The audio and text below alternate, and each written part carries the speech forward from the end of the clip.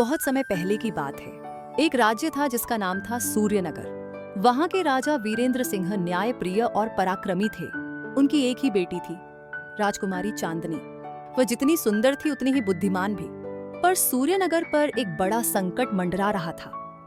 डोंगरगिरी पर्वत पर एक भयानक राक्षस रहता था, जो हर पूर्णिमा की रात को गांव में आकर लोगों को उठा ले जाता था। राजा ने राज्य भर में ऐलान करवाया, जो भी वीर उस राक्षस का वध करेगा, मैं अपनी पुत्री का विवाह उसी से कर दूंगा। ये सुनते ही कई वीर आए, पर कोई भी वापस नहीं लौटा। उसी राज्य में एक गरीब लड़का रहता था। नाम था मोहन। उसके पिता किसान थे, जो अब इस दुनिया में नहीं थे। मोहन रोज जंगल से लकड़ियां काट कर बेचता और माँ का पेट पालता। एक दिन उसने बाजार में राजा का ऐलान सुना। लोगों ने हंसते हुए कहा, अरे मोहन, तू भी जाएगा क्या राक्षस से लड़ने? मोहन मुस्कुराया और बोला, अगर ईमान सच्चा हो तो किस्मत भी साथ देती है। उसने तय किया कि वह डोंगरगिरी पर्वत जाएगा। माँ ने डरते हुए कहा, बेटा तू गरीब है, तेरे पास न तलवार है न घोड़ा, कैसे लड़ेगा? मोहन ने कहा, माँ मेरे पास हिम्मत है, वही मेरी तलवार है। रास्ते में चलते चलते मोहन बहुत थक गया। तभी उसने एक बूढ़े साधु को देखा, जो नदी किनारे ध्यान लगा रहा था। मोहन ने झुककर प्रणाम किया और कहा, बाबा मैं एक राक्षस को मारने जा रहा हूँ, कृपा कर आशीर्वाद दीजिए। साधु मुस्कुराए, बोले, बेटा तेरी नीयत साफ है, इसलिए मैं तुझे एक वरदान देता हूँ। उन्होंने एक छोटी शीशी दी और कहा, यह जादुई पानी है, इसे शरीर पर छिड़कना, तू अदृश्य हो जाएगा, पर याद रख इसका उपयोग केवल भलाई के लिए करना। मोहन ने शीशी संभाल कर रख ली और आगे बढ़ गया। आगे एक सूखे मैदान में उसे एक घायल घोड़ा दिखा। उसका रंग चांदी जैसा था और उसकी आंखें आसमान जैसी नीली। मोहन ने उसके घावों पर पानी डाला और पत्तों से पट्टी बांधी। अचानक घोड़ा चमक उठा और बोला, तूने मेरी जान बचाई है।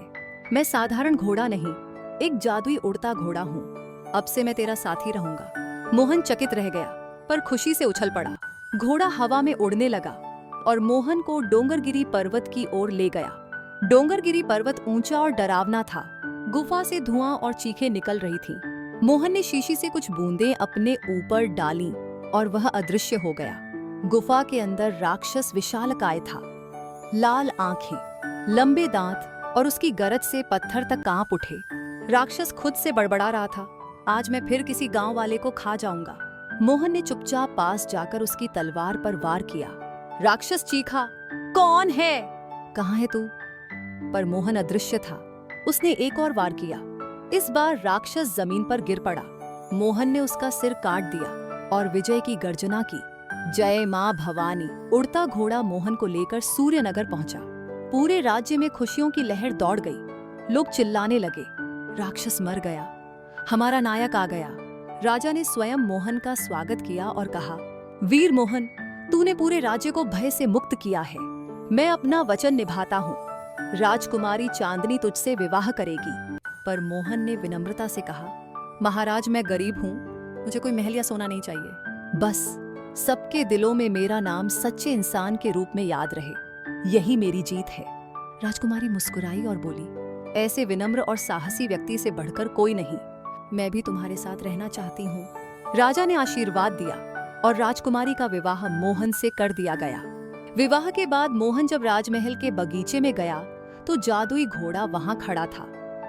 वह बोला, मेरा काम पूरा हुआ, अब मुझे वापस जाना होगा।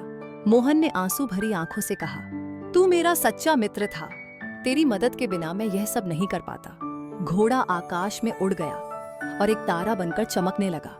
राज्य में फिर कभी कोई राक्षस नहीं आया। लोग आज भी उस अदृश्य नायक मोहन की कहानी सुनाते हैं, जिसने साहस, दया और ईमानदारी से अपनी तकदीर बदली। ये कहानी काल्पनिक है और केवल मनोरंजन के उद्देश्य से लिखी गई है।